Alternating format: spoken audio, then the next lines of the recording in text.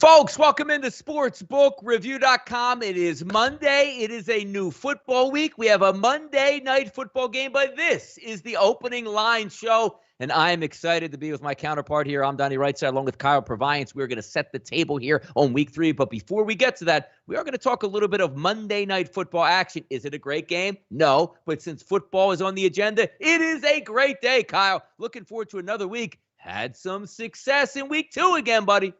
Yeah, week 2. And look, as the more and more games come in, right, we're going to have more data. So things are going to get easier and going to be better. And yesterday was a fantastic day and profitable day. That's what we want around here. I'm excited. I'm in good spirits and always happy to be here with my friend Don Seymour, pro handicapper. Pro handicapper, I am here. And as we get into week 3 lines, this is great stuff because, guys, the support you guys have showed us already through the first 2 weeks on the NFL shows is awesome stuff. Thank you for coming in here and having fun. This is what we do it for. We like to win money. And I think Kyle will say you get an equal enjoyment about filling up your own pockets and helping other people along the way. But the information avenue that's opened in the chat box is great. You guys come here all week long. You know, we peruse through the comments, but we had so much viewership over the past 2.5 weeks. You guys are awesome. 89,300 subscribers here on our YouTube channel at sportsbookreview.com. Couldn't have done it without you guys. And also, the Pick 6 contest is underway. And, of course, on Thursday, we give our Pick 6 picks here. Me and Kyle neck and neck after week 2. But keep in mind on this one, $50,000 up for grabs during the National Football League season, $1,600 per week. Click those links below. Get in on this. If it's free, it's me. What's the big deal here, guys? Get in the contest, win free money, sign us up. But Kyle, I'm really looking forward to this. The best part I like about this show is you get the fresh look because have we seen the line this morning? Yes, we have. But I make it a point to watch some video over the weekend, check out some replays, and then by the time those lines start filtering out, because you guys know I love team totals, they're starting to hit the board here, and we can have some fun with those. So, Kyle, just before we get into the Monday night game, talk about some things that you liked on Sunday and this past week and how you can equate it, because I know one big thing here, there are a lot of injured quarterbacks that either won't make the starting gate week 3 or are all going to be hobbled a la Carson Wentz. Exactly. And that's going to be something we have to watch all week. It was crazy. You're sitting there. I was watching Red Zone and you're like, oh, my God, another quarterback. And it felt like 5 straight plays. Another quarterback was down. I thought Baker Mayfield, he looked like he was done the way he was hanging his arm. Like, that is not good because then Case Keenum has to come in. Of course, Dalton. So a lot of that stuff. What I did like is I like the teams are scoring points. I like that we got some data. I thought week 2 was a lot of fun, and it was good. It was good. It was just a good week. That's what I liked about it. I liked that the picks we gave put money in people's pockets, a lot of positive feedback. A lot of the props were a lot of fun, too. I like how some of the markets now are starting to get these team totals out a little bit earlier to us. That's really cool for this season, a little bit different than last year. I'm really looking forward to week 3. Week 3 is when it really starts ramping up for me. Now we have a couple, and that's what we're looking for here. And I like some of these low team totals I'm seeing for week 2. Pain on some of these team totals we'll get to. But I always say to myself also, Kyle, first 2 weeks are really much of a coin flip, whether or not a team is good, whether they're bad. I weathered the storm here, 4-1 on my plays over the first 2 weeks. I will sign up and take that every single year because now you have a feel. You've seen teams on the road. You've seen teams at home against a good team, against a bad team. We know the level. Is it all the way there yet? No, but you're going to have a great feel because the team changes between weeks 1 and week 2 are so difficult. And we still have one more game left here, Kyle, in week 2, and that is the Lions and the Packers. If we set the stage in this game, getting the current lines across the board, Pinnacle opened up at 11. They sit at 11.5. FanDuel, New Jersey, Kyle, opened up at 10. They sit at 11.5. 48.5 to 49s across the board. Let's talk about this game a little bit because, again, perception is reality here. I don't have a real cushy feeling here about the Green Bay Packers. Why? They open up on the road in game 1. They didn't even have to go down to the Dome, neutral site in Jacksonville. They got throttled by the New Orleans Saints. You say, okay, Saints look like they're a good football team, and maybe the Packers weren't all the way in it. So you watch yesterday and say, all right, if the Saints go on the road and play the Carolina Panthers and throttle them, hey, maybe the Saints are just a good team and Packers will have much more to be desired against the Lions. The New Orleans Saints went on the road and got dump trucked by Carolina, which has me absolutely scratching my head about what we're going to see tonight. Because as we line the 2 football teams up side by side, it's clear one team is way better than the other. But this is still another game where the Packers were horrible week 1. The Lions were horrible week 1. Don't give me the 41-33 line. They got stomped in that football game until the end when it didn't matter anymore. So what are we getting out of this game, Kyle? We can start there from your perspective here. Yeah, I think you get a pissed off Green Bay Packers team, right? That was the worst game of Aaron Rodgers' career. And let's not forget, it's not shocking to see the Packers lose on the road. It was shocking to see them lose the way they did. But Aaron Rodgers throughout his career is basically a 500 quarterback on the road. A lot of quarterbacks are that way. Playing at home is always better. And they certainly have a big-time home field advantage at Lambeau. We're talking about a guy with an 82, 83% win percentage at home. So he's going to be better at home.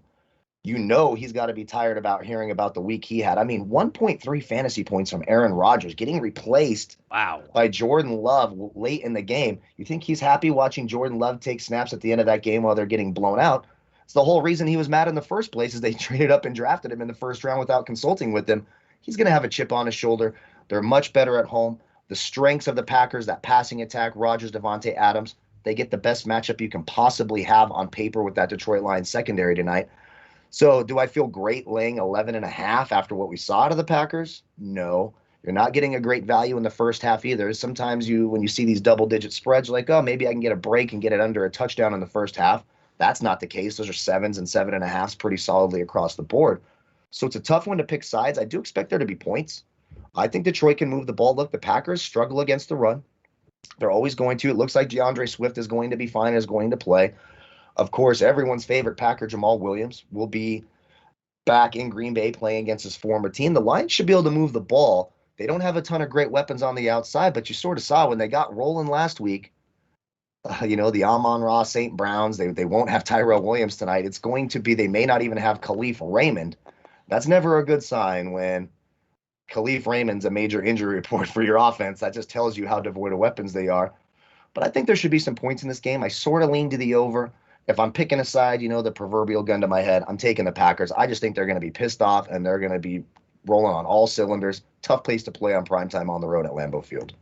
It is, and this should be one of those bounce-back weeks that we talk about for Aaron Rodgers. He loves to hear it from the press. He's done. He's washed his last year. Maybe they'll trade him by week 3 here and let Jordan Love take over the controls. Obviously, I don't think that's going to be the case, but looking at the game tonight, decent weather conditions, about 72, 73 degrees. The winds pick up as the night goes on, but we're talking about maybe 15 miles an hour, so it shouldn't be all that effective. And, hey, Aaron Rodgers used to playing in 20 degrees up there with wind all the time. One of the strongest arms in football with giant hands that can grip that football.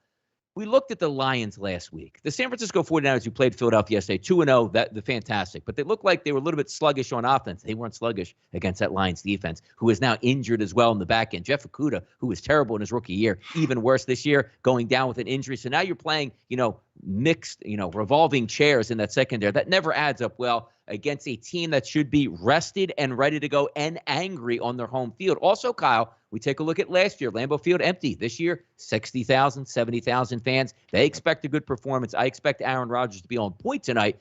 But again, we're looking at a division total, 11.5. Is it the greatest number to work off of? No. So when I try to take a look at peruse of what I like best, do I think the Packers are going to score points? I do. But is the Packers defense good enough to have a shutdown week?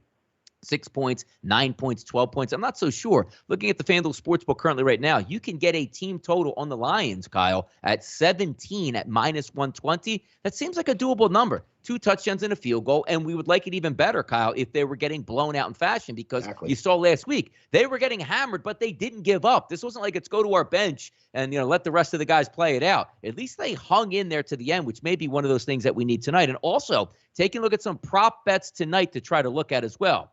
There is a parlay. I had a nice parlay yesterday. The Cooper Kupp, 75 yards and a Rams win, turned out well. I have another similar one tonight for me, Kyle. Adams to get at least 100 yards receiving and a Packers win. That plays plus 215. And also, I always like the secondary options, Kyle, at wide receiver, particularly for the Packers. Is Devontae Adams going to have a big game? Probably so here. If Aaron Rodgers throws 3 touchdowns, that means obviously some other players are going to get involved. So looking at Marquez Valdez-Scantling, over 39.5 yards. Doesn't he seem, Kyle, like once or twice a game just to be forgotten about in the secondary? Quick flip over the middle, 25-yard gain. Then you're halfway home to that number. I'm looking for those secondary wide receiver props. That one sticks out. Any thoughts for you tonight on some props or parlays or even sides and team totals that you're looking at here? Yeah, so and one aspect I would be looking at and what I'll be rooting for is I want the Lions to get the ball first. run the ball down the Packers' throat, score that first touchdown, and then guess what? 6 minutes into the game, instead of an 11.5, you're now going to get 4s and 4.5s. That's a much better line. So this might be a nice live betting spot. And of course, you need things to work out for you a little bit here. And if you're on the Detroit side, you're rooting for the Packers to go out there and put up a quick 7 or 10 points. And then, you can start getting those plus 16.5s, plus 17.5s so that you can really sink your teeth into. So that might be an interesting way, especially with the double-digit spread here. I do like a few props tonight. Aaron Rodgers over 24.5 completions, minus 125. I just can't see a world that Aaron Rodgers doesn't come out motivated, highly motivated, wants to shake off what happened last week. They've had to sit on it for an extra day. I expect Aaron Rodgers to come out here and have 25 completions easily, even if they're blowing them out. And if they are blowing them out, you got to figure it's from the arm of Aaron Rodgers. And you touched on that Detroit secondary. My God, I'm bad with names, as you know. But these are the projected guys. Yeah, why do they give it? It's like they're almost in like what you would get put in the program, I guess, if you're a mobster trying to move out west, like witness protection program, because those names don't even look real at corner. Yeah, Ifeatu Melifonwu and Armani Oruwariye. I think I got probably about 85% accurate there. The Packers. I love that Valdez-Scantling one. He can do that on one reception, right? That's what they do. He drops back. Everyone's paying attention to Devontae Adams. You're going to have man-to-man coverage. Maybe A.J. Parker in the slot, who is not very good either. Big plays in the passing game. I think Valdez-Scantling can do that on one catch, so I love that over 39.5. Yep. Love the Aaron Rodgers over 24.5 completions. For the Detroit side, I know DeAndre Swift's been battling this injury. He was a full participant in practice on Saturday. They say he should get his normal full workload. If there's one thing we know about the Packers, they have a good young secondary. They were beat up a little bit last week, and it was kind of surprising to see that happen. Still didn't give up a lot of yards, only 148 yards passing. They just gave up the 5 touchdowns. The key to success for Detroit as a big underdog on the road, you need to run the football.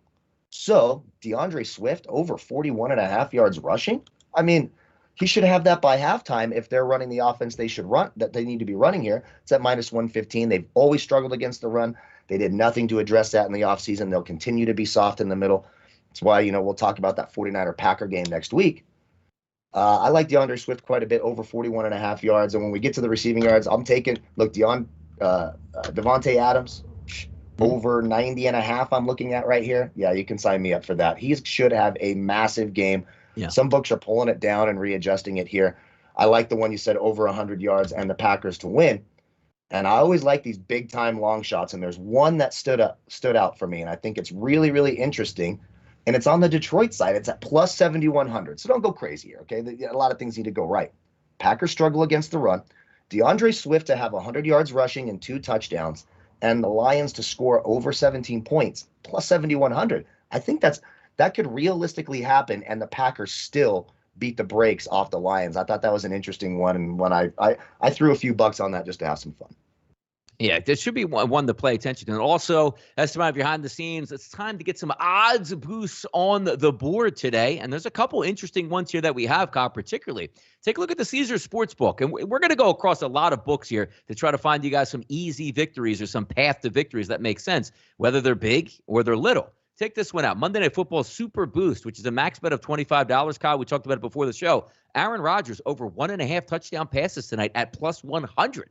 Seems like free money here. If the Packers are going to win this football game and their team totals in the 30s, he's probably going to have 2 touchdowns here. So I like that one, Aaron Rodgers over the 1.5 touchdown passes. The FanDuel Sportsbook has a couple more here that can get a little bit lengthier here in the odds. How about this one? The Detroit Lions and the Green Bay Packers to combine for over 56.5 points tonight. If we take a look again at the total in this one, 49. So you're looking for roughly one more touchdown. Don't necessarily love that, but again, that pays $260, Kyle. Any odds boost that certainly maybe have your eye tonight that you're looking at? Yeah, I came over here to FanDuel. I thought this was interesting. The Packers and the Lions to each score 1 rushing touchdown and 1 passing touchdown for the whole game, boosted up to 270.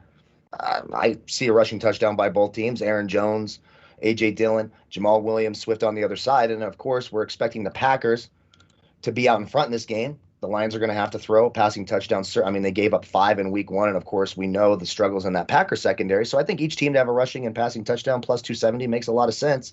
I almost considered this one. It just wasn't juiced up enough for me. Aaron Rodgers to throw 3 or more touchdowns and the Packers to win at plus 180.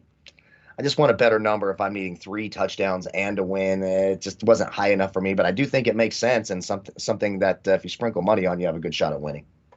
No, certainly. It should be an interesting one to watch. It's somebody in the chat box saying, talk about the guy that needs Detroit tonight. There is a big ticket out here that does need to beat for Detroit to win, Kyle. Something like $730,000 to close out some ridiculous parlay that he had. I'm trying to scroll through, and I don't know if you have it or not. What was the original wager on that? Do you remember what it was, or if anybody in the chat box has it? What did he actually lay in order to get that parlay here? Because it didn't have to be all that much, because when you have like a 14 or 15 parlay that hits with a lot of plus money numbers on there, that can certainly do some damage. I'm trying to scroll through to see if I still have it back on my timeline, but I don't, because I would have a couple, messages here on what he possibly should do. But I don't know. Did he bet thousands on it? Did he bet $20 on it? So I'll wait for somebody in the chat box to get back to it. It was 12. Okay, here we go. So good. I'm glad. Thank you. Jay Pete says it out there. Eric Swells, coming in. All you guys. Thank you. Let's understand something here. They put the parlay in for that amount of money. Now, a pro sports bettor, or not even forget a pro, just a guy with a lot of money. Let's just say he had a parlay down of $100,000, 3 teams that paid $750,000. And he was down to his last one. He wanted to hedge out. You know what he can probably do, Kyle? Go to the bank and wire over $200,000 quickly to make that bet. People that have $25 that they put down, you see across Twitter, hedge out. Take a loan out for 30. Do you know how hard it is? Take a loan out in 18 hours or 14 hours for $30,000? Where are you going? To your friend's house to get cash and then running and depositing on your sports book? Understand this, people. It's a lot easier said than done. Hey, I can win $700,000. Now, if there's a cash out option, yeah, exactly. There you go. Take the $120,000 path. That makes sense. But I see this pop up so many times, like hedge for $50,000. The guy put $25 down on the parlay. He probably doesn't have a lot of money to hedge down with people. But if there is a parlay option, like, all right, let's get this straight, Kyle. If there's a $120,000 payout, as Joseph Gomez says right now, right? Do you take that? Because that's a huge difference. If the Green Bay Packers win or lose the football game, you get paid $700. But we're talking about this isn't a coin flip game. Like, oh my goodness, I have the Packers to close this out, where you say, hey, I might just ride this out as 11 or 12 point favorites. But Detroit probably is not winning this football game. I would take the $120 right now, even though the payout might be $700 if you waited out with Detroit. But I'm too scared of that stuff. No, I mean, that's easy. You have to be a moron not to do it. $25 into $120K, you're not going to take it, and you want to hold the bag with Jared Goff on the road in Lambeau Field to make more? No. You take the 6 figures now, instantly. If he's got that option, if that's really an option that he has, I'm sure there's no. I mean, I don't know the guy, and I wish him well, and I wish him all the luck in the world with that. That's an amazing story. But take the $120K and don't mess around. It's Rodgers at home and Goff on the road on Monday night in Lambeau Field. Don't mess around. Get it done. No, it's a very interesting story, and that's a cool thing. Like, you can click one button and get $120,000 in your account right away. I would do it, sit back, and not even sweat. And even if you just wanted to have even a more sweat in this one, hit the cash out button, which would give you the $100,000. I'm sure the sportsbook will say, hey, well, what do you want to, where's the money coming to? Do you want it wired? Do you want a check or whatever, or however you want it done? Say, hey, all right, give me the 120. I want the big check. Money line on the Lions then, or something. You know what I mean? So at least you have that money in your pocket here. I want that Ed McMahon check. I want him to knock on my door with the giant, 7-foot check. Yep. That's what I want if I'm taking $120K off $25 for sure. Yeah, a lot of fun stuff talking on Monday Night Football. We'll see. I wish it was a more advantageous game that we can get excited for, because Thursday Night Football, Kyle. I don't know how much excitement we're going to get out of this Thursday Night Football game here as Carolina world beaters head on the road. And you see the numbers that I posted, because I write this script yesterday, right around when those 4 o'clock games are ending. This was at 4. Now it's at 7.5. And I agree with it here. If Tyrod Taylor was playing in this football game, they might have beat the Browns yesterday, let alone coming home and beating the Panthers. But the Panthers looked really good in game 1 and game 2. Davis Mills will be your quarterback here. It doesn't line up well, but my old adage goes, Kyle, when we try to take a look at Thursday night teams on the road, I mean, maybe covering the spread, okay, but you see the money lines here. Just winning on the road on Thursday night is damn near impossible. Carolina should be able to get that done, but the same adage goes for me. If I can't find a way to take the home team, I'm taking no team here, Kyle. Yeah, one interesting look, and again, we got to see if Tyrod Taylor's going to play, but that team total at home for the Texans is pretty low at 17.5, right? So probably at BetMGM, we can get a 16.5, and you pay a little bit of juice. Right now it's minus 105 at 17.5. You take that point down, play through those 4s and 7s. you'll probably, it'll be a little bit juiced, but look, the Carolina defense, they look good yesterday. They played well. I'm still not sold on them. There's still a lot of holes on that defense. Yeah. But then you got to ask yourself, and I got to go back and rewatch this tape, especially when Davis Mills came into the game, and rewatch every play and see how he did. I know when he left the game, I had the Texans team total over 16.5, and I was nervous as hell. They were at 14, and Tyrod Taylor left. I'm like, oh my God, am I somehow going to lose this team total? Of course, they came through and got it done. Yeah, I mean, it's just hard. It's hard to do anything with this game if the home team here, who you always want to take, who wants to lay 8 points with a road team on a Thursday night football game? Nobody. It's absolutely insane. But again, we got to know what that quarterback situation is. And of course, they already announced no matter what, Deshaun Watson will not be activated for this game. I wonder what would happen if would the NFL let him play? That's what I want to know. I want they them would just to they try would. it. Sure. How incredible is that? We didn't think that was even remotely a possibility. This guy's just hanging out, really no discipline, and I don't know. I think it'd be a lot of fun if Watson played. Holy cow! But yeah, you got to wait and see what's up with Tyrod Taylor. But I might be interested in that team total if I can get it at 16.5. It's an awfully low number, depending on what the juice is.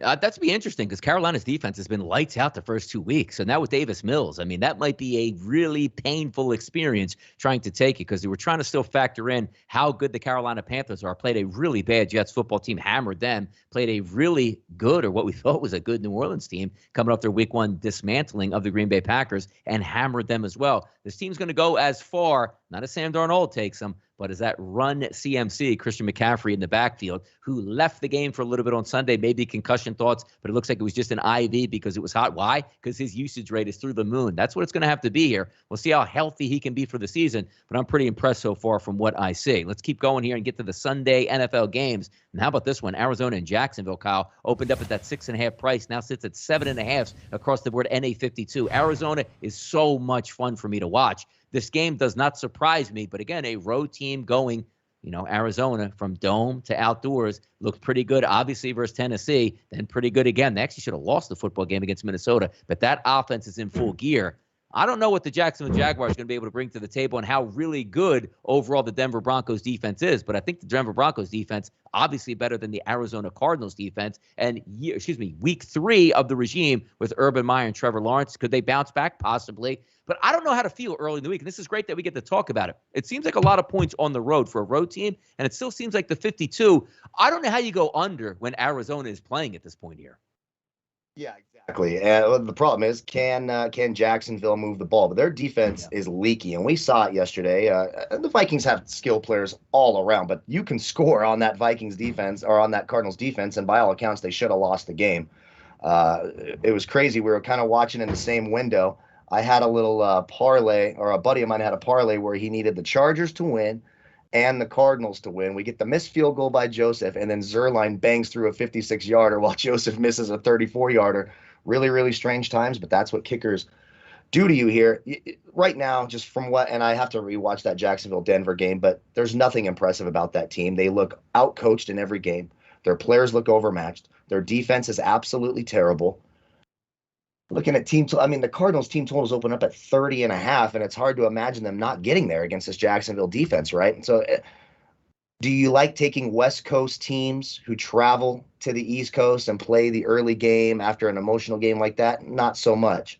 But this Jacksonville team, yikes. This Jacksonville team looks really, really bad. There's no way you can go anything with Jacksonville, so you got to lean the Cardinals. I don't love the line. Maybe this is a first half play where you get that under a touchdown. But early in the week, right now, before I've rewatched everyone's games, got to take the Cardinals. And the over makes a lot of sense. There should be points in this game. Yeah, 30.5 here is the number on Caesars for the points for the Arizona Cardinals. The alt line is at 29 at -140. And the great part about this book, which I'm going to use quite frequently here, if you want to buy it down to 24.5, you can do that at -300. Not to say that we will be doing that, because why you would buy it down to 24.5 and not 23.5? That's a whole nother conversation for another day at this point. But also taking a look at the home team, the Jacksonville Jaguars here, 21.5 at -110 at Caesars. The alt line at 20 at -160. That's a little bit more palatable here. If you even want to get it to 17, you'd be paying a hefty price of -260, which is ridiculous here. That's a tough one to look at. But again, this is why we talk about the opening lines and have fun. We're not necessarily capping these games. It's just whatever comes to our mind, like that initial thought saying, okay, let me see what some of these odds boosts look like. Let me see what some of these point props look look like? Let me see what some of the totals and the sides look like. It's a lot of fun to ask those questions and see what happens here. Let's keep going. Indianapolis, and I see undecided, Kyle, at quarterback here with the Tennessee Titans and Ryan Tannehill. Great win for the Titans last week as we see the opening lines differentiate. Pinnacle opened up at a 6. FanDuel New Jersey opened up at a 3.5. But the consensus across the board is between 5s and 5.5s right now. See that as we put it up yesterday? When those games are getting done or still playing yesterday, they were sitting at 3.5. My, oh my, what a Colts injury at quarterback possibly does and a Tennessee Titans win, because the Titans look like they were on their way to getting blown out. Not so fast. King Henry is back. This could be a huge dent in the Colts side if they open up 0-3 on the season and take a loss to the Titans, who you figured they would be going head-to-head with down the stretch. 48s to 48.5. This is a hard one for me, Kyle, because until I see what's going on with Wentz, who had just reported by Adam Schefter, possibly both ankles sprained, only how him. We're looking towards the only. Jeez, Kyle. I mean, I just feel bad for that guy. Of course, he has both. How often do you see? Yeah, I got 2 sprained ankles. It just doesn't happen, right? One guy has a bad left ankle. Poor Carson Wentz. Of course, it's both of his damn ankles, and so this might be a spot. Like, look, we still have the COVID stuff, and it's tough to start betting earlier in the week. But this might, if you're going to get Jacob Eason at quarterback, and you're getting the Titans at home under a touchdown, oh my God, you got to jump on it, right? So this might be a case. I might do that. I haven't done it yet this year, where I bet this early just in case that news comes out that it is going to be Jacob Eason. Xavier Rhodes will still be out. Maybe Darius Leonard's still banged up. And that number starts to climb. Because it's already jumped 2.5 points in 24 hours. It could jump another 2.5 points in the next 24 hours if the news on Carson Wentz isn't much better. So this might be a spot where you jump in earlier in the week. Get that under a touchdown. Titans at home. Backup quarterback Jacob Eason. That's going to be a long, long day for Colts fans. Yeah, Cliff Yang says Eason isn't the answer if Wentz is out. This is the issue I had, because if you looked at the first 2 weeks, Kyle, with Carson Wentz, the guy gives it all. He's like a crash test dummy out there. Ran 5 times, looked like he was diving for every first down. He was under siege the entire way. It's hard to hold up under 17 games. But the fact that they didn't get a backup quarterback for him, Eason looked good in preseason, and Sam Ehlinger, you got to be kidding me. You're right, Kyle. You're absolutely right. If news comes out that Wentz can't play, it's not staying under a touchdown. Jacob Eason is not going to lead this football team. And also leads me to my next question. If we're looking at some banged up, injury scenario situations, this is one of those games you probably would love the over. Frank Reich going up against the Tennessee Titans defense. He'd be able to scheme a great game plan if Carson Wentz is healthy. And then the Tennessee Titans offense has weapons all over the field. We'll see if Xavier Rhodes gets back here. But looking at that 48-49, if Eason's in the game, there's only one way to go here. It would be the under, because you're not getting into a shootout with Jacob Eason at quarterback, Kyle. Yeah, I can't imagine that happening. Now, he could shock the world. Maybe he's the next Tom Brady. I didn't see that from the limited snaps he played yesterday. Again, as we go through the week, it's early on Monday, so we haven't had a chance to rewatch all the games yet. Yeah. As I know you do as well. So we'll have to kind of break that down a little bit. And look, the Titans defense is beatable. This is not a good defense. The Titans are going to be an over team all year. They're going to be able to score points, great running game, 2 fantastic wide receivers, a capable quarterback, but a really, really, really bad defense. If Wentz is healthy enough to go and you're going to get him for a full game, the 48 looks really, really enticing. But until it's not going to be Jacob Eason and quarterback, you just can't touch it. For me, I don't love taking sides. You know that. We love team totals. But Titans under a touchdown with a backup quarterback for the Colts makes a lot of sense right now. Let me see what Bet365's got at here, because you could sort of, knock it down a point or two where you want to buy in, buy out of. And it looks like we got 20.5 for the Colts, 27.5 for the Titans. Now, if Wentz was healthy and plays, where I would be looking at this one. It would be all Colts for me, getting over that 21 number. But we don't know. And keep in mind, Wentz a tough character. If he's out there full practicing Wednesday, Thursday, and Friday, there's no reason to believe he's not going to be out there Sunday. So something to certainly keep an eye on. You know what else to keep an eye on? 380 people watching here in the chat box. Awesome support, guys, for a Monday. Thank you guys for coming in and tuning in with us and talking a little NFL football as we structure our week. Had some good weeks so far here betting-wise. And, of course, we do everything. Somebody brought up a very good point here, because as we go through the week, we always give out our best bets on the show when they happen here. And Esteban, if you're behind the scenes right now and you can hear me, throw up that stamp of approval real quick so that people can actually see what that looks like when Kyle and myself, there it is. When Kyle and myself make an official play, that stamp will come up. But also keep in mind, both myself and Kyle on Twitter, at DFS Bachelor. Is it underscore in your DFS Bachelor or just DFS Bachelor? Just DFS Bachelor. At DFS Bachelor, and then myself, of course, at RightSide VP. We will have those pinned. If you look right now on my Twitter account, I still have my ones pinned from over the weekend. As I add plays or continue to make those plays, those will always be updated on my Twitter page. Same thing with Kyle. So if you tune into the show, you miss out, you couldn't make the show, you watched it back, you say, hey, my internet cut out here. always go back to the Twitter accounts. We'll have those official plays that we have in play that you should be certainly taking a look at. But that's a nice little seal of approval here. So looking once again at the Colts and saying like, we'll see what happens. Still a lot to be desired here, Kyle, as we wait for the quarterback news and information to come out. Ravens and the Lions. Tough one here. We saw the Ravens play last night. Bounce back effort. Great win against Kansas City. Lamar Jackson does what he does. Phenomenal running. Does enough in the passing game. That's a banged up team. He carried them on their back to victory, including a 4th-and-1 late in that game to salt the game away. Fantastic stuff. It's what you expected from the Ravens. But what do we expect from the Lions? You'll know a lot more tonight about the Lions where, hey, maybe they do get blown out and don't come back in junk time tonight. But if they do play tougher here, maybe it sways the opinion. But I have to say, I immediately look. I don't think the Lions defense, Kyle, is very good. So I'm automatically circling, a possible play for the Baltimore Ravens, even though we know that's going to be around that 30-point marker. Yeah, I'm looking at 30.5 minus 110. Yeah. So you probably have to pay some juice to get under that 30, which, if you're feeling cowardly, like sometimes I do, and look, a win's a win. And, you're going to pay the juice. Well, look, I'm not paying minus 400, but I'll pay minus 165 to get another point and get the win and, enjoy my Sunday with my feet up instead of screaming at the TV and, throwing tater tots across the room and screaming at my son. I prefer that. That's just a better Sunday for me. Yeah. Look, we need to see what the Lions look like tonight. Does someone get hurt? What if Jared Goff gets hurt tonight? What if DeAndre Swift aggravates that injury? He can't play. There's a lot of factors that we just don't know. So it's hard to jump in when you need a double-digit win on the road. I do like that it's in a dome, and I'm with you. I probably won't touch that side. But if they're going to be in that dome early, as I just look at it, as I start to look at teams whose team totals I'm really interested in, the Baltimore Ravens jump off the page. No, they have to jump on the page in this instance. So, by the way, I always let you guys know what I do on Sundays. Since we're not live on the air, I'm able to walk the dog once again. I got to tell you, Kyle, I had 3 plays like on my main card yesterday. It was the Rams team total over, it was the Panthers team total over, and the Bengals team total over. Got great starts in the first 2 games. Touchdown drive right away by the Rams, touchdown drive right away by the Carolina Panthers. The second half starts out. The Rams get a touchdown. Like, all right, good, I'm on pace. I just need a field goal out of Carolina Panthers. Drives, stalled. And when Carolina had that field goal blocked after the Sam Darnold sack, I said, you know what, pup, we are going for a walk. And as I walked outside, the Carolina Panthers got their team total. The Rams got their team total. And lo and behold, a game I totally wrote off my card as a loss. The Cincinnati Bengals had 17 points with a chance to get the football back late in the game. Always walk your dog when things don't go your way on Sundays. That is certainly the trick to the trade here. But let's talk Washington football team and the Buffalo Bills here. Taylor Heineke at quarterback, escaped with a victory over the Giants here, and now we move to the Buffalo Bills, who had an ugly performance, Kyle, but an ugly performance here that wiped the Miami Dolphins up and down the field. They knocked out Tua, doesn't matter. They got Jacoby Brissett, doesn't matter either way. Either way, that was a blowout. 8.5 at home seems like a pretty steep price here. 46s to 46.5. This is a tough game for me to gauge here, Kyle, early in the week. Yeah, me too. This one's really, really tough. I sort of leaned to the under. Now, I was doing that I might be overvaluing Washington's defense a little bit. I was kind of discouraged by what I saw out of them on Thursday night. Daniel Jones made them look bad, plain and simple. And that front seven was supposed to be one of the best front sevens in football. They bring in William Jackson. They have Fuller.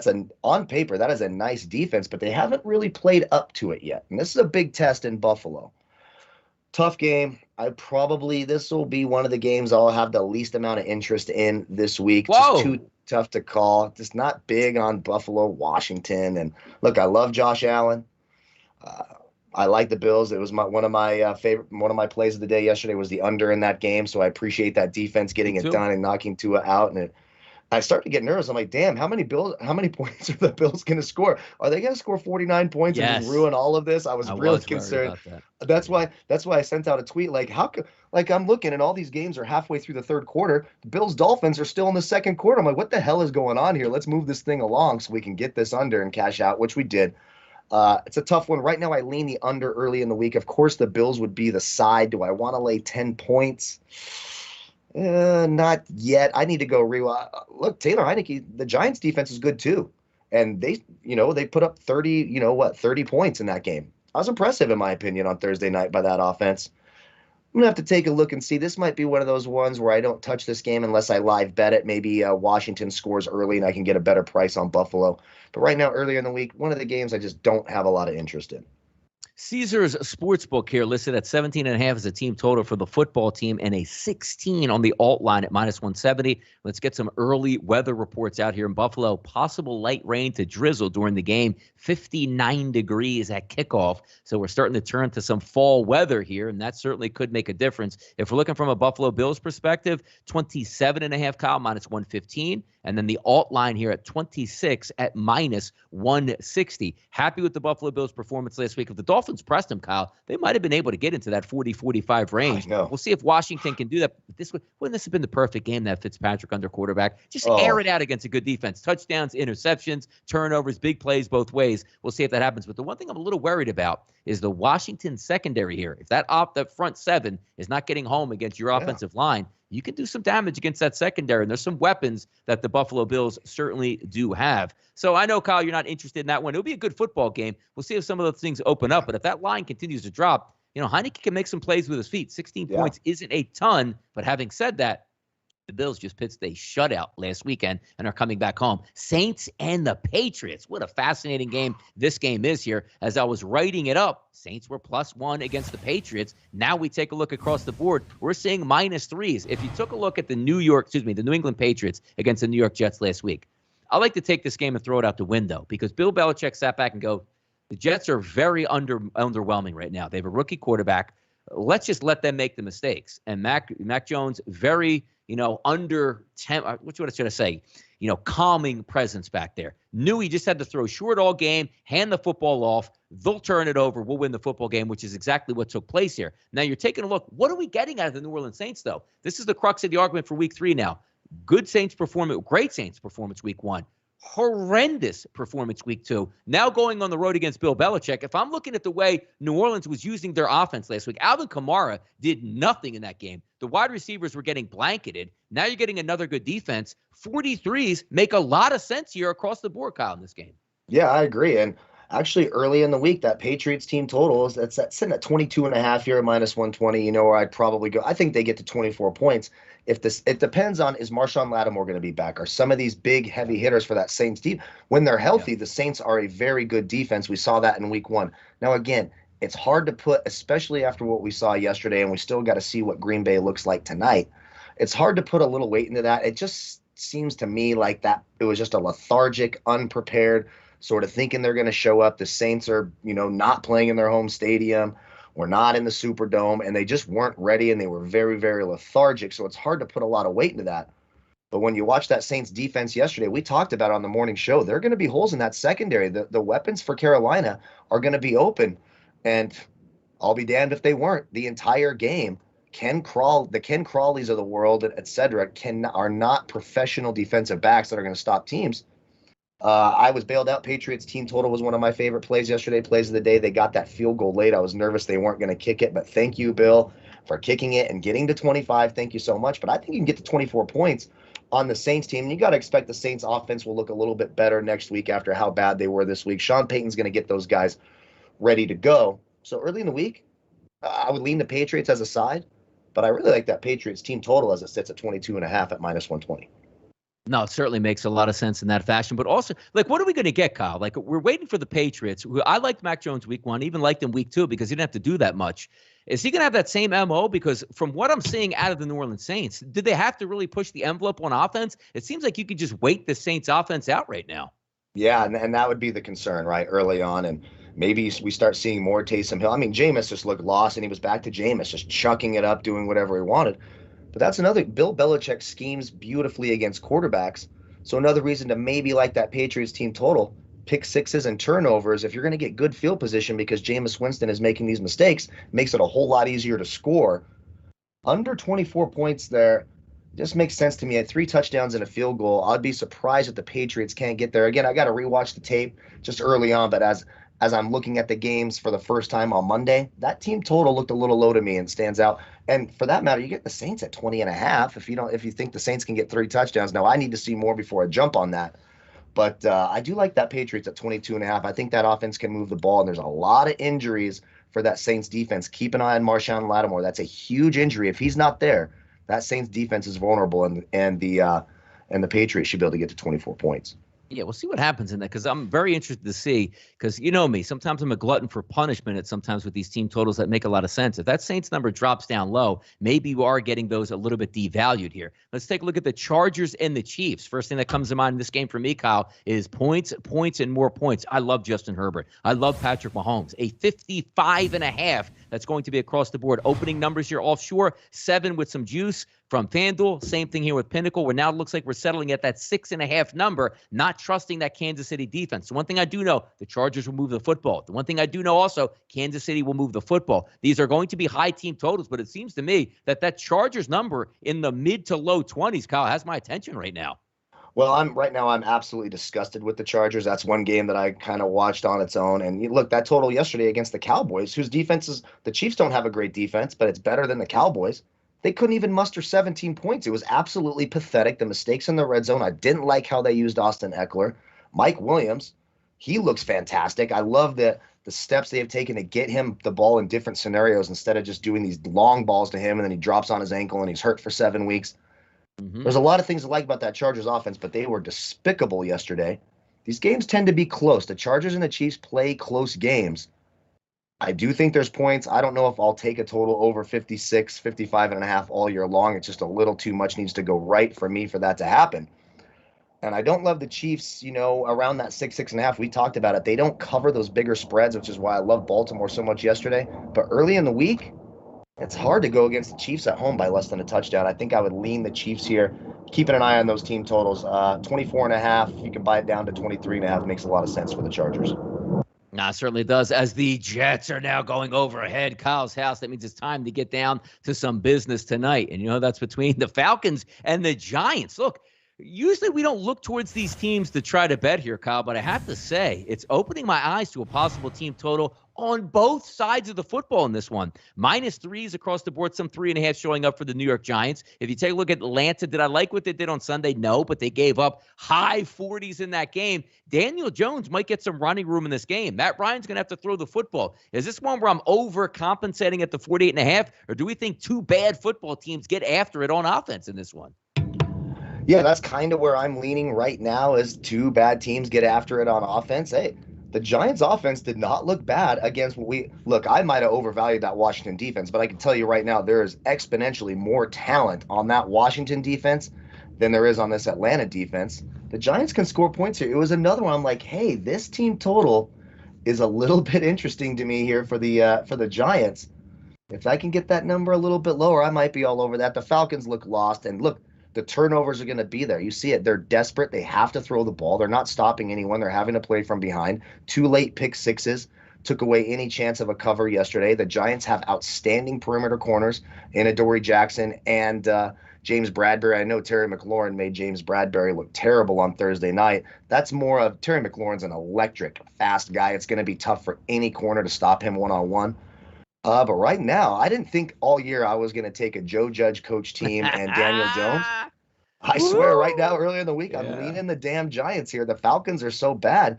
Falcons might be one of the 3 or 4 worst teams in football. Like, how about this, Kyle? Like, I'm looking at Bet365 right now. I have a Giants total of 26 and a Giants 26.5. Now, the Falcons are at 22.5. Let me check Caesars here to try to see what those alt lines are popping up because, quite honestly, I'm not really looking towards a Giants line if it's going to be over 24 in this instance. But if we take a look at maybe the Falcons in this instance, all right, let's see. So we got a away team here. All right, they're 22.5 -120 as their line. 21 at -150. Now, if you guys like, 21 doesn't mean a lot to me. It's very rare typically for a team to score 3 touchdowns and 3 extra points and nothing else in the game. So that line, keep it under 21. Not necessarily. If you guys know me, that 20-point number is really what I try to get below, or the 24s, you're trying to get to 23.5. 27.5, 26.5, 25.5, you're going to obviously need a lot more touchdowns and field goals. So those points are a little bit less on that damaging side. But if you can stay below like 17s, 20s, and 24s, those are the numbers. Even an alt line of 21 -150 doesn't make a lot of sense for me. I want to see what that Giants, because again, we're dealing with Danny Dimes, right? So they have a 26.5. You need a lot to go right, Kyle, to get that team total over. I don't care what defense you're playing. Well, we're obviously getting ready to talk about the Jets soon, so we'll let them fly over here. I tried to mute them, but they're in rare form today. These Jets they're just out here practicing. They want to make sure if we ever engaged in an Air Force fight like World War II, we're prepared, and they're certainly doing it here. Oh, I can't wait for the next city council meeting so I can yell at these people. It's the most ridiculous thing in the world. You can't use the airport to fly out of, but they'll just menace the entire community while they practice in these stupid jets. It's the dumbest thing you could ever see. But yeah, I just, right now, how I feel about this game is my brain is going, what the hell is going on? Why do you like the Giants so much? It is scary to take him at home. Daniel Jones isn't great at home. But have the Falcons done anything to inspire any hope whatsoever in that team? Right now, no. So, yeah, I would lean to the Giants. I'm not sure I'd touch either of those team totals. Maybe the Giants. I can't believe I'm saying that, but maybe that Giants team total. But right now, I lean 3 points. Atlanta's terrible. I think the Giants can. I think the Giants beat the brakes off the Falcons as I look at it early in the week.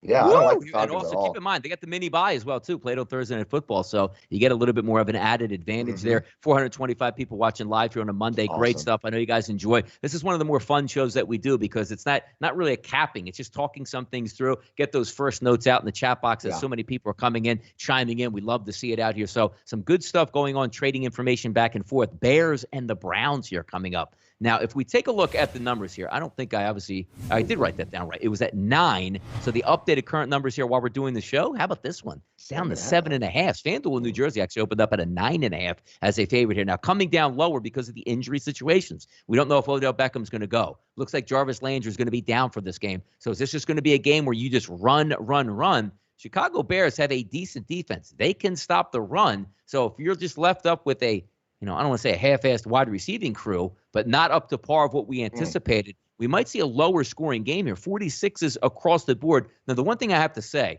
Andy Dalton was 9 of 11 for a touchdown. They were probably on pace to blow the doors off of the Bengals. Justin Fields came in the game. Now, he doesn't get a lot of reps in practice, just some packages. He was atrocious yesterday in that game and almost gave the game all the way back with a monster lead. So him getting his first start on the road in Cleveland against a pretty good pass rush, I don't know if that bodes well for the Chicago offense scoring, but I do agree with the lines dropping down from the 9.5s to 8s to 7.5s because I don't know what I'm getting at the wide receiver position for the Cleveland Browns. But one thing I do know, they have a great offensive line and a good running game. Maybe they'll lean on that. Baker Mayfield may be banged up as well. Not a lot of points in this game I'm looking at, Kyle, to be honest with you, early in the week. Ugly game. It's a tough one, right? Ugly game. You still, and I'll say it, it is a terrible wide receiving core without Landry and Beckham. Donovan, Peoples, Jones, and everything. I mean, that doesn't inspire a lot of confidence. And you're right. The Bears, good at stopping the run, brutal secondary. I might be leaning the under early in the week. I'm with you. Still a little bit tough. I got to rewatch these games, but and we got to see the health of Baker Mayfield. I know he came back in the game and finished, but that did not look good after he made that tackle. But right now, earlier in the week, don't trust the sides too much. Want to see what those weapons are going to look like for Cleveland, but I do sort of lean the under early in the week. Yeah, it should be an interesting one to watch it play out because I want to see Justin Fields now. He's going to get a week under his belt, maybe put in some more packages. Because keep in mind, people, the game plan doesn't come in for if Justin Fields actually takes over. The game plan is set during the week for Andy Dalton, a non-mobile quarterback in the pocket, not a mobile one. But keep in mind, credit to Justin Fields. And I hated to say it because he was set up for a sack here by Hendricks and shook out of that and ran on a 3rd and 9 with about 2:30 on the clock yesterday, which would have given the Bengals the ball back to go down and kick a field goal for a push for me or maybe score a touchdown ahead into overtime for a victory. That really would have helped me out here. But let's take a look at the Bengals and the Steelers this week. The Bengals coming back against the Bears. They looked atrocious for 3 quarters, fought back here, got back in the game. You don't get bonus points or moral victories for hanging around with the Bears. Now you're going to take on the Steelers, but I have to say, is anybody high on the Steelers at this point right now? Not us, not me. That line opened up at 6.5. Take a look across the board now. 4.5, and I agree with that. When you're taking a look at the Pittsburgh Steelers, Big Ben's last year, they have to find a quarterback. Because if I say it, and the reason why I went Chase Claypool's over 45.5, 47.5 yards yesterday is because Ben Roethlisberger does this at least, I know. He throws jump balls to him multiple times a game, which seems like that is their only offense. And you don't win in the National Football League like that. We'll see if T.J. Watt plays or doesn't play, but a groin injury on a guy that's built on speed coming off the end certainly doesn't bode well, and you just paid him a ton of money. Are you looking to damage him for the entire year? So if he sits out, that will be a big blow to that defense. Am I looking, per se here, Kyle, to take the Bengals early in the week? No, I'm not. They didn't look good at all against the Bears. And certainly, as we know, even without T.J. Watt, you do have a pretty good defense there for the Pittsburgh Steelers. We'll see if Joe Hayden gets back. Maybe Bush gets back in the lineup. But looking at the Steelers, I want no part of them covering any lines at this point. Yeah, I think both these teams are pretty disappointing. I thought Joe Burrow looked terrible yesterday. Absolutely god-awful. I know he sort of got it together late, but that didn't inspire a lot of confidence in me. That offensive line is not very good. Their defense is god-awful. Anytime Andy Dalton is lighting you up on the offensive side, you got work to do on your defense. And the Steelers, they embarrassed themselves at home, plain and simple. I thought they looked lost. I haven't had a chance to rewatch that game. I wasn't impressed with their week 1 win over Buffalo either. Neither one of us were. We both talked about it. They should have been, the Bills should have won by 30 points in that game. It should have been 24-0 at the half. I don't like either of these teams. I'll tell you what I do like, though, for a little bit of pain, even though I'm disgusted by what I saw out of the Bengals. Team total over 19.5 at minus 130 or 135. Over 20.5 at plus 105. I think they get to 20 points in this game. The Steelers' defense is good, but that secondary does have holes in it. If Joe Hayden's not able to come back, you saw yesterday, Henry Ruggs running around with nobody around him. There are some holes in that secondary. No T.J. Watt to add some pressure on the quarterback. The Bengals getting to 20 points looks like a pain total this week and one that they should hit relatively easily. I don't know. You think they're going to hit that easily? Easily. Horrible last week against the Bears. I know. Both teams look horrible. But look, when I'm looking at the pain here and the way they're going to have to play this game, you're not going to run the ball up and down the field on the Steelers. But there are holes in the secondary they're going to have to throw. They got weapons. Higgins, if T. Higgins can hold on to the football and not fumble it every time he catches the damn ball, that would be helpful. And Chase, Boyd. I think the Bengals getting to over 19.5 just it makes a lot. Even if they play like crap, they get to 20. They did it yet. Yesterday they were god awful, had nothing going on. Were able to get around that number. I think the Bengals getting to 20. It's a little bit of pain. I might be jumping on some pain earlier in the week. I got to watch some more tape, but I might be jumping on some pain early in the week. It frustrated me this week. Dolphins and the Raiders here lining up, and look at that number, +1. We now see 4s and some 4.5s here, even points better in the 4s offshore at full. Over under this one dropping from 48.5 down to 45.5.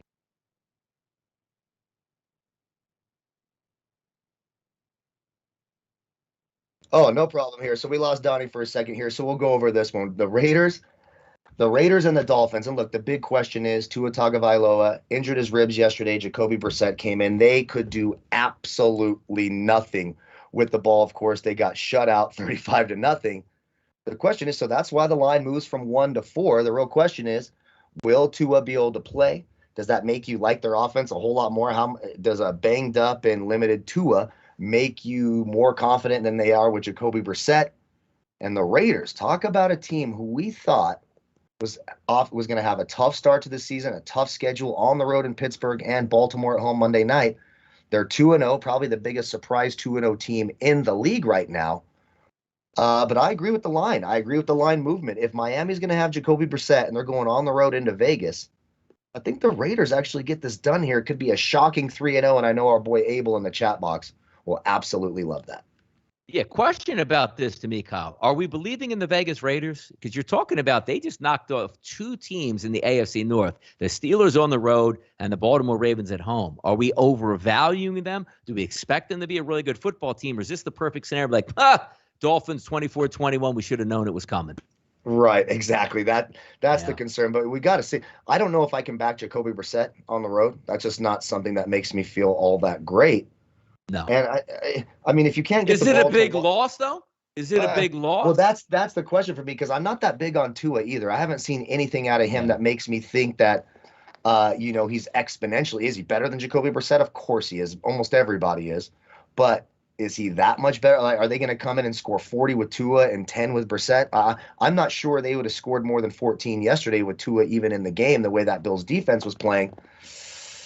So yeah, I'm looking for the team total here. I don't know why my eyes just aren't working. It feels like I just can't find the game till after we talk about it here. But the Raiders team total might be live here if you get a decent enough number. They do I have two got good corners. 24.5, Kyle, which means probably at Caesars. You can get that under the 24, probably to 23.5. Let me get that number for you right now as you go ahead and talk. Go ahead. Well, and that's what makes a lot of sense to me. You saw yesterday the Bills were able to have success with the tight end position, Dawson Knox getting into the end zone. What do the Raiders like to do?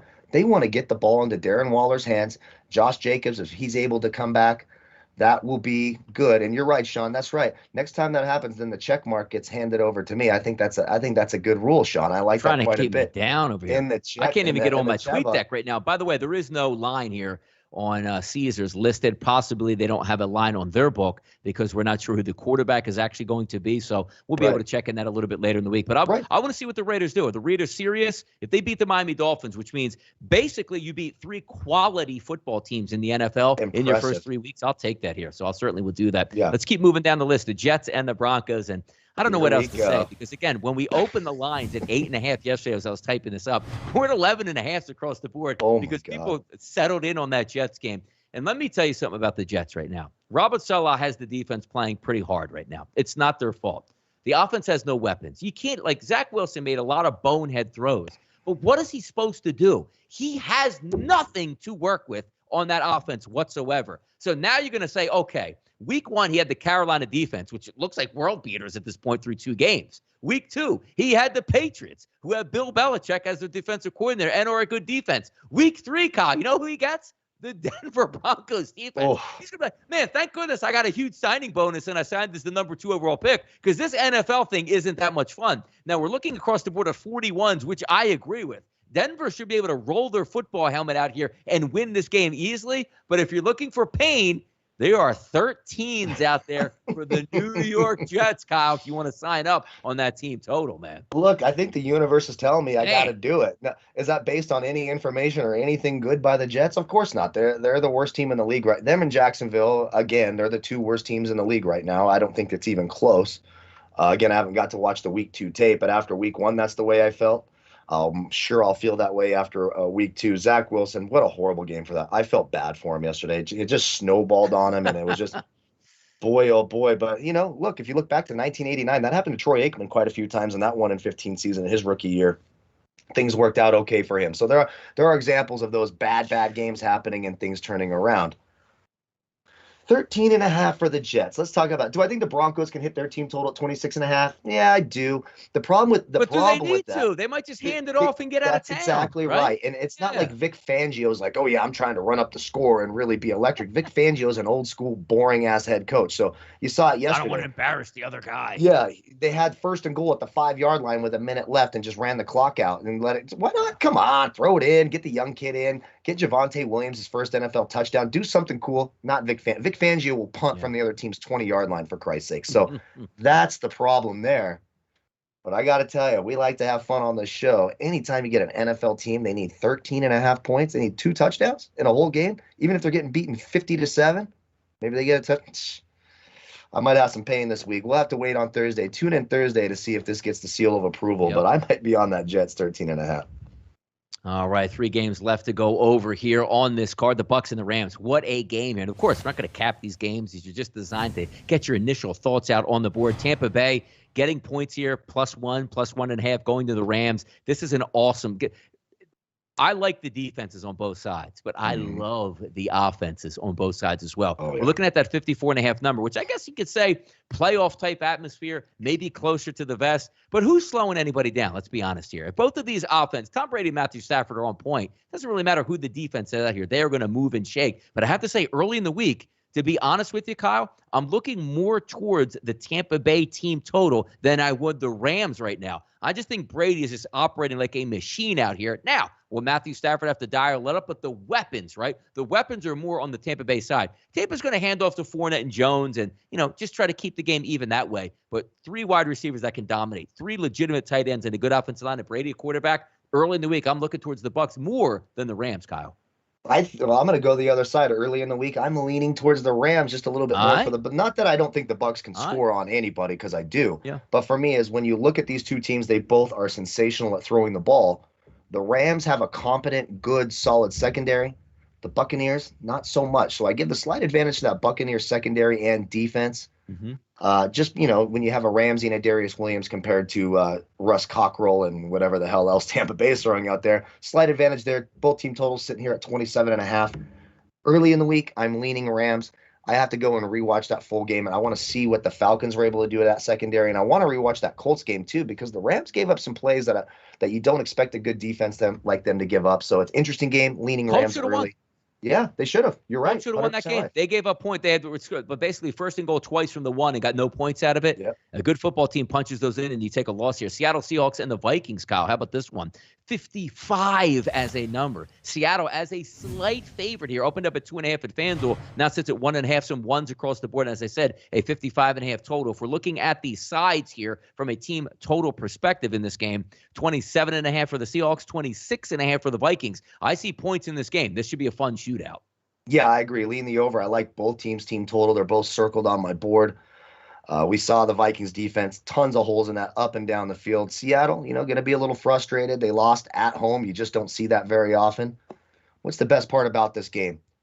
2 good offenses, 2 bad defenses, and we're in the dome. No weather concerns. I think there's points here. It's at 55. Am I going to jump all over that? Probably not, but I do like some team totals here. I'm just not sure which one I'm going to take yet. Slightly leaning towards Seattle. All right. How about the next one here, Kyle, in your neck of the woods, or at least your boys here on Sunday Night Football, the Green Bay Packers and the San Francisco 49ers. I'm waiting to see what happens tonight because I have to say, if I get a good performance out of the Packers, I'm looking right now at a 20.5 team total for the Green Bay Packers and a 26.5 for the San Francisco 49ers. Now, the Niners got a lot more issues here in the backfield as they lost like 10 more running backs on Sunday, which could be a good thing, which means maybe more passing out of Kyle Shanahan's offense. Let me check Caesars really quickly here to see, and we do have the game up. I just want to see what you know what, they don't. Since the game's playing tonight, there's no all-team totals. I got to tell you, Kyle, if I can buy it down to a 19.5 with the Packers, that's maybe where I'm looking here early in the week. What are you looking at in this game quickly? Yeah, no, I will say this. The Matt LaFleur, Kyle Shanahan thing does not go Matt LaFleur's way, and the 49ers are built defensively that it sort of negates what the Packers like to do. But now we've got injuries in that secondary. The ground game, which the 49ers, the last 2 times they have played, even in that NFC Championship game, the 49ers dominated them physically on the ground. But running back after running back after running back is down. Early in the week, the 49ers in primetime always find a way to win. They've had the Packers number. I'm with you. I want to see what happens tonight with the Packers. And I also want to see who the hell is going to be carrying the football for the 49ers next week. Jeff Wilson Jr. won't be back till week 6 either. They're bringing in Lamar Miller for a workout today. That's not a good sign. And by the way, Tribe, are you serious? Woods, Van Jefferson, Deshaun, they have a million weapons. Deshaun never plays. Woods had a terrible week, and Van Jefferson. So you're going to take that lineup over Mike Evans, Godwin, and Antonio Brown, along with Rob Gronkowski at tight end? Come on now. They have some good weapons over here. Decent, okay, maybe above average in the NFL. But we're talking about the Bucs versus the Rams. The Rams' weapons don't even come close to what Tampa Bay has there across the board. So Eagles and the Cowboys, Monday Night Football. Eagles lose Brandon Brooks here for a couple weeks with a pectoral injury. Zach Ertz, goes on the COVID list today. It doesn't get any better. Brandon Graham tears his Achilles. Look, the Cowboys played good football opening night and played good football and got a victory on the road against the Chargers. Probably going to end up beating the Eagles here, but I'm interested to see what some of these team totals filter out to be. If we take a look at Bet365 here, the Philadelphia Eagles and the Dallas Cowboys, 23.5 for the Eagles, 28.5 for the Cowboys. Seems a little bit steep on the Cowboys here, but we'll see how those numbers settle in during the week. Yeah, and look, the Cowboys defense, they got a lot of breaks from the officials yesterday in that Chargers game. The Chargers could have scored a lot more points. They had 3 touchdowns called back by penalties, ticky-tack. When the officials get going and they just want their stupid, ugly, pathetic mugs on the screen more than the players, that's the kind of game you're going to get, and it sucks. The NFL officials are the worst. They're worse than kickers. The worst thing in all of pro sports are NFL officials. They're always guessing. They never have any clue what's going on, ever. And they're 80 years old. They can't even see their own damn shoelaces. But I will say, I think you're going to like this, Donnie. That Cowboys defense is not very good. That Eagles team total just sitting there at 23.5. You don't even have to mess around with it. It's pretty enticing. It's one of the ones I have circled early in the week. And I do think the Eagles are live dogs in Dallas next Monday. Yeah, let's see what happens here, but that'll complete our opening line show. Real quickly, Kyle, I don't have anything official tonight, but I'm going to take a little bit of a bite out of that Adams 100 yards and a Packers win at plus 215 as a player prop parlay here on the FanDuel Sportsbook. And also, same thing at the FanDuel Sportsbook, Marquez Valdez-Scantling over 39.5 yards. Anything tonight that you're looking to play? Yeah, I like the Aaron Rodgers over 24.5 completions. I think he gets that done. I like the Valdez-Scantling. I made a play on that as well, and I think it's the exact same number at 39.5. I also like the over for Devontae Adams. I think he gets that done as well. And I don't even mind. And I like that little odds boost, each team to have a rushing and passing touchdown boosted up over at FanDuel. And also keep in mind, I am on the Caesars $25 bet tonight, which is the max you can have. Aaron Rodgers over 1.5 touchdown passes tonight. I think that one should cash in. But awesome support once again, guys. You are phenomenal out there in the chat box. Thank you so much for coming to the chat box, hanging out with us on a Monday. As I said, on the National Football League shows, Monday, Thursday, and Sunday. We got you covered here at sportsbookreview.com for both myself, Donnie RightSide, and also Kyle Purviance. We have the sportsbookreview.com NFL team. And this was your opening line show for Monday. And as always, good luck on those wagers.